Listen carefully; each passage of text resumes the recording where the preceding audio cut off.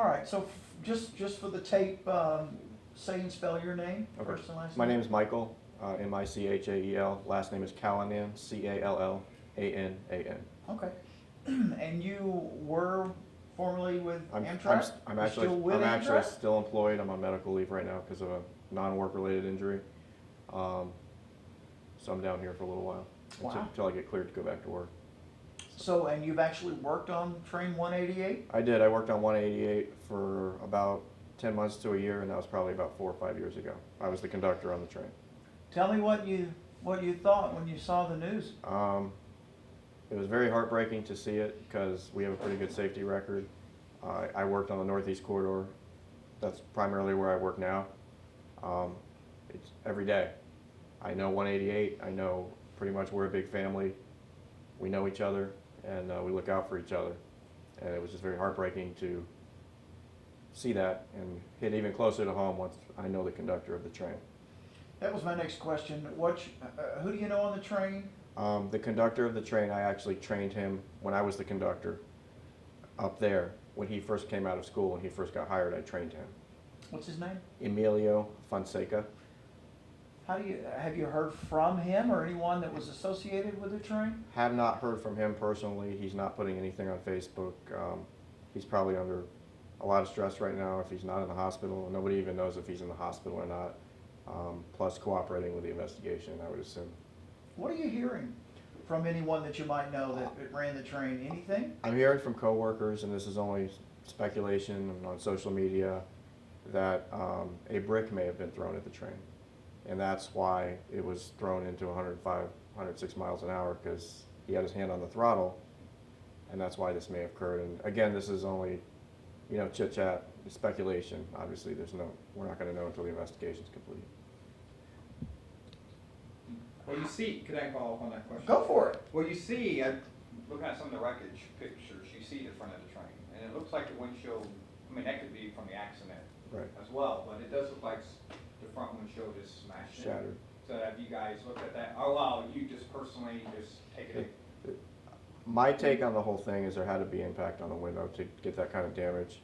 The whole train, including the engine, has what they call FRA Type 2 glazing, which is essentially bulletproof glass throughout the whole train. So it takes a lot of force to even crack the window. And from what I saw on that right-hand side of the engine, it looks like it struck something. And I don't think it was the guy hitting his head. It looked like it was kind of in rather than out if he struck his head. So put me in the train. If you're going through a big city like that and you're the engineer, you're the conductor, what are you going through as the train goes through a populated area? Leaving Philadelphia, 30th Street, you pull out slow. You go through corners and, right when you pull out of 30th Street, you're going pretty slow. You do pick speed up right outside of Philadelphia. As you know, it's 80 miles an hour and it drops down to 50 on the curve. But for the most part, it's pretty slow going until you get outside the metropolitan areas. And then once you're on the main line, you open it up and then you're good. But no rationale at all for them to be going 106 in any kind of turn. Not at all, and I personally do not know the engineer. I probably might recognize him by face if I saw him, but from what I'm hearing from coworkers is he's a very good engineer, and there would be no reason for him to intentionally speed in that manner to cause this kind of accident or any accident. He's very well respected from what I'm talking to people, and he's a good engineer.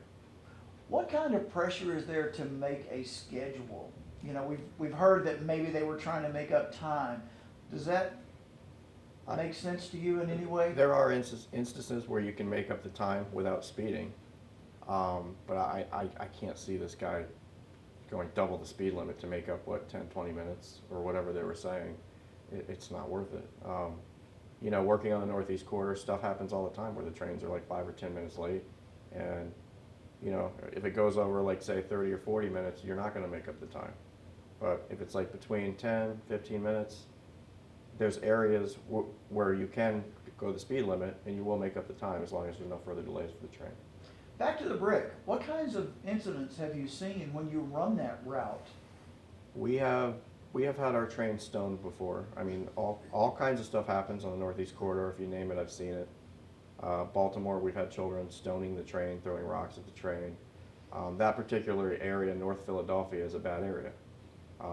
There's also talk on the internet with my coworkers that SEPTA, which is the regional rail, had an incident right in that area just prior to this accident where a brick was thrown at their window and they terminated the train at North Philly because the whole windshield was cracked, but nobody's reporting that. And I can't confirm whether that's true or not, but I think it may have not got reported because no injuries, I guess.